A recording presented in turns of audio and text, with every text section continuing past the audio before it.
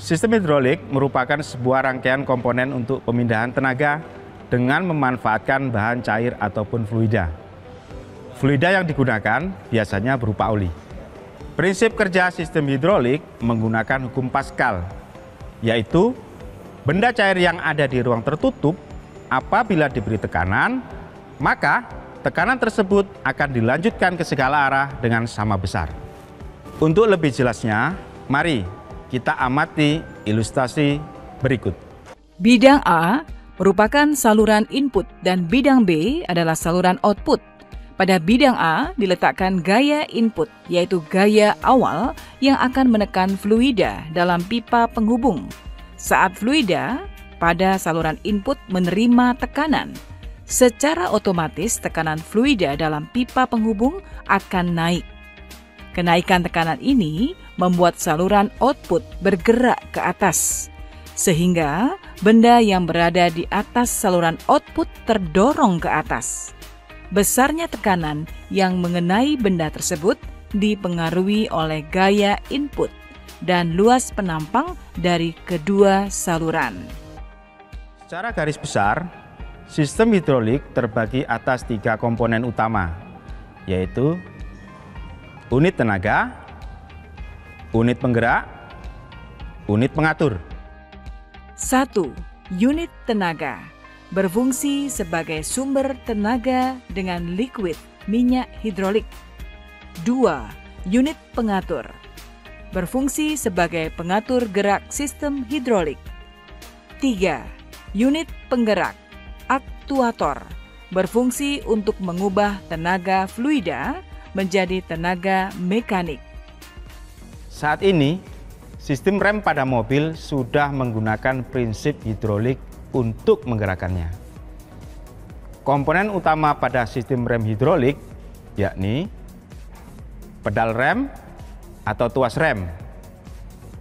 Disebut juga input device karena pedal rem memiliki fungsi sebagai input untuk mengetahui kapan rem aktif dan kapan rem non-aktif.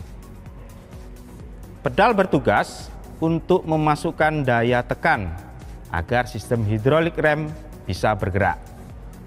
Master silinder untuk mengubah tekanan mekanis menjadi tekanan hidrolik.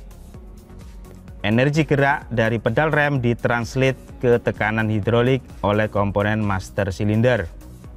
Reservoir tank untuk menyimpan cadangan minyak rem atau fluida yang akan dijadikan sebagai penyalur tenaga. Pipa hidrolik sebagai saluran tempat mengalirnya fluida atau minyak rem yang memiliki tekanan.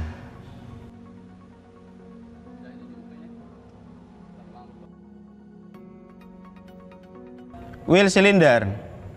Wheel cylinder untuk mengubah kembali energi pada tekanan fluida ke bentuk gerakan mekanis, sehingga energi bisa digunakan untuk menggerakkan kampas rem agar menekan drum atau tromol. Nah, bagaimana rem hidrolik bekerja? Mari kita amati prinsip kerja rem mobil berikut ini. Saat ini, sistem rem hidrolik digunakan di semua mobil modern, baik yang menggunakan tromol atau cakram. Sistem ini meringankan tenaga saat pengereman. Hanya dengan melakukan sedikit tekanan pada pedal rem, sistem rem hidrolik dapat bekerja maksimal. Bagaimana rem hidrolik bekerja? Untuk memahami rem hidrolik dengan benar, pertama-tama kita perlu memahami prinsip-prinsip kerja hidrolik. Saat Anda menekan pedal rem, piston pada master silinder akan mendorong minyak rem ke arah kaliper. Gaya yang ditransfer melalui minyak rem ke kaliper akan mendorong piston di kaliper, sehingga kampas pada bagian luar cakram terdorong keluar kaliper dan bergesekan dengan piringan. Ketika pedal rem ditekan lebih dalam dan piston tidak dapat bergerak lagi, minyak rem akan meneruskan gayanya ke kaliper, sehingga kaliper terdorong keluar dan menekan kampas rem di bagian dalam piringan. Gesekan antara kampas rem dengan piringan inilah yang mengakibatkan terjadinya pengereman. Pada rem tromol, tekanan minyak rem menyebabkan piston di dalam silinder roda bergerak keluar.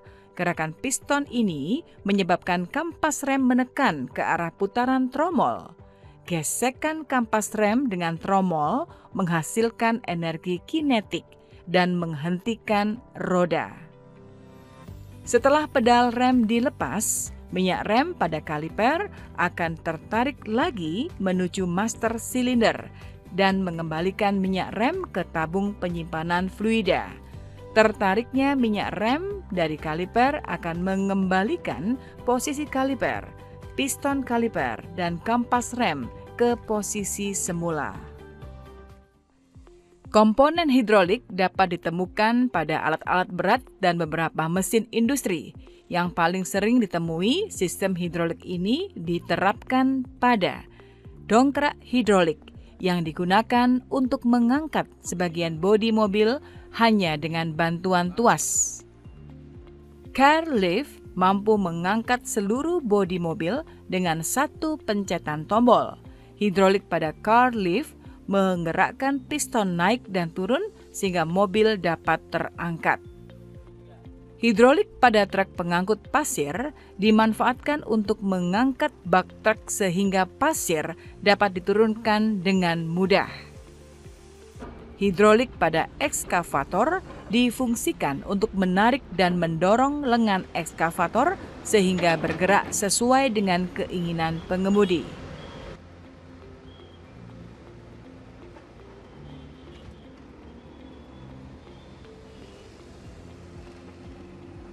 Anda telah menyimak penjelasan tentang sistem hidrolik. Inti dari bahasan ini bahwa sistem hidrolik merupakan bentuk pemindahan daya dengan menggunakan media penghantar berupa fluida atau cairan untuk memperoleh daya yang lebih besar dari daya awal yang dikeluarkan. Coba kalian analisis mengapa cairan yang dimanfaatkan pada sistem hidrolik kebanyakan berupa oli, bukan air. Sampaikan kesimpulanmu kepada gurumu.